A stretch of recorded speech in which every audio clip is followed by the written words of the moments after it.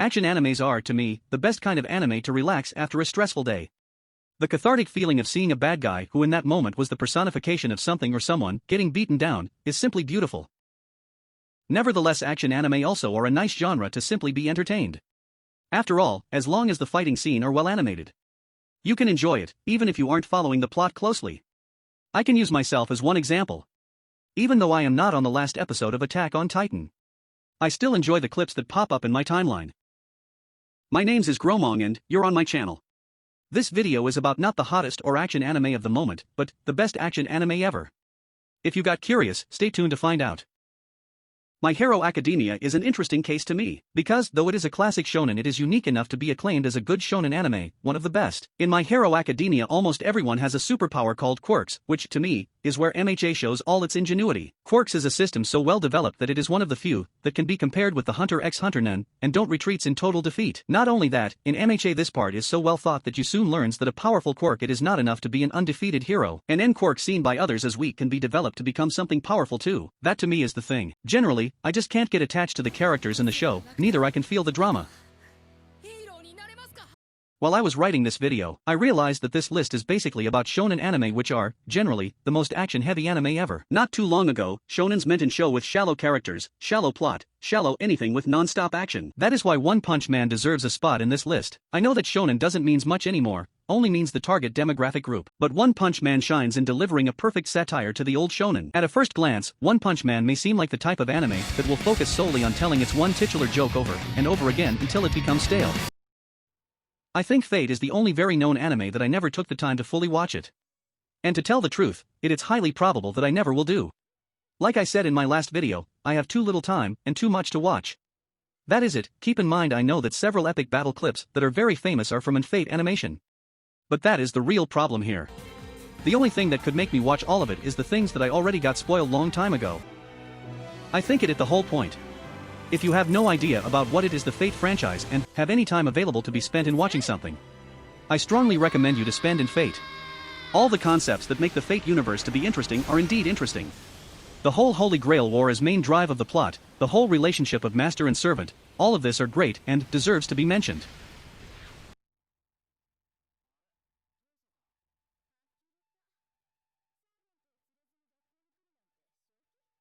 Are you liking this video?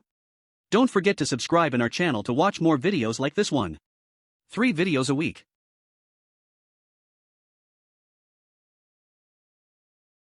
I can assuredly say to you that Kimetsu no Yaiba is the best and worst anime ever. I cannot say about the movie yet, but all aspects of the anime Kimetsu no Yaiba can be very well described by the word mediocre. Except by one thing. This thing is, obviously, the art and the animation. The animation is so superb that easily carries the whole rest in the back. And all of this is Ufotable's merit. Ufotable is well known for amazing animation and art. Kimetsu no Yaiba is no exception to this rule, no matter how bad the actual content of the anime may be. Top of the line visuals and fight scenes, amazing CG, clean art, and amazingly done background/settings. Episode 19 broke the internet, and for damn good reason.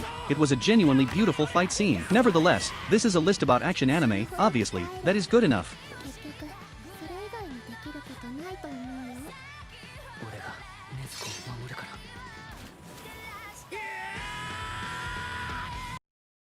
Vinland is the only seinen in this list, I think. Not much meaning behind it.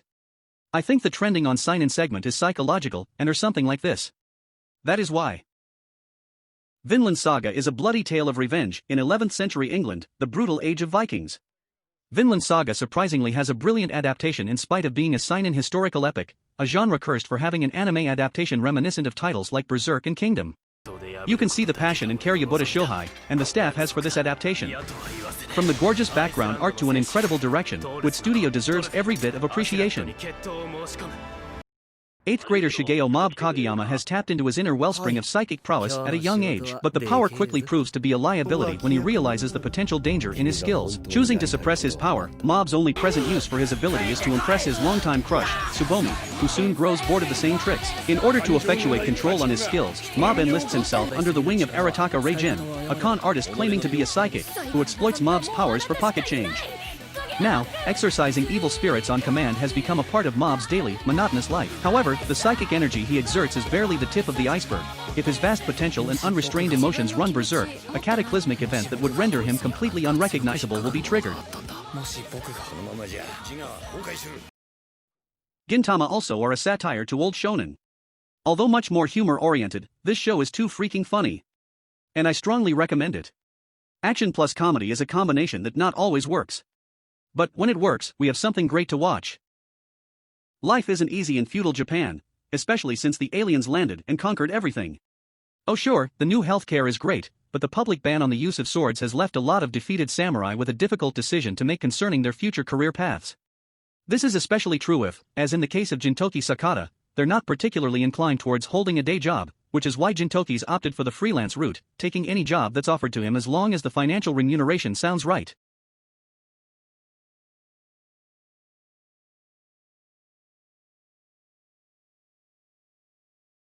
Attack on Titan is, absolutely, the most important anime in the last few years.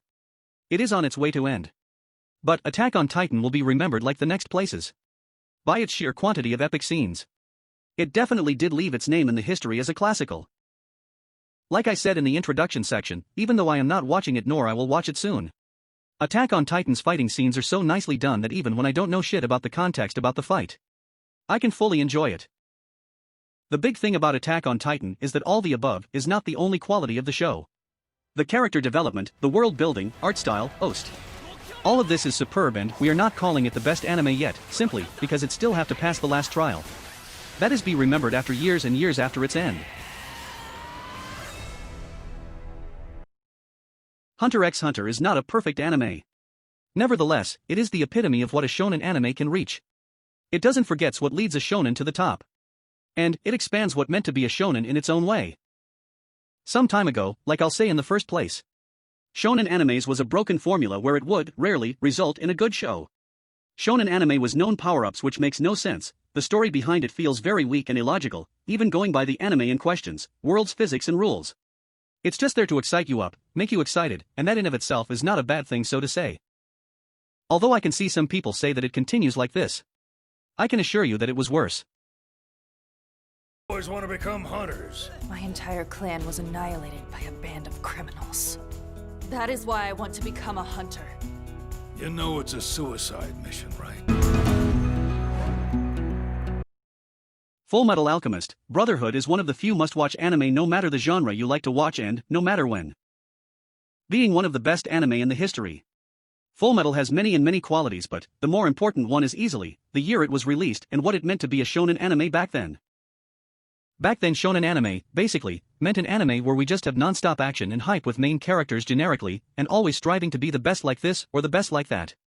And hell nor it may have overpowered protagonist where every female characters is falling in love with them. And yes, I see this show great as well because it's not just about the story of the main characters itself, but as the camera takes you away from the protagonist which are the Elric brothers, you can see that every character lines on this show is being progressed as if it in a very realistic manner. When one moves, also everyone does.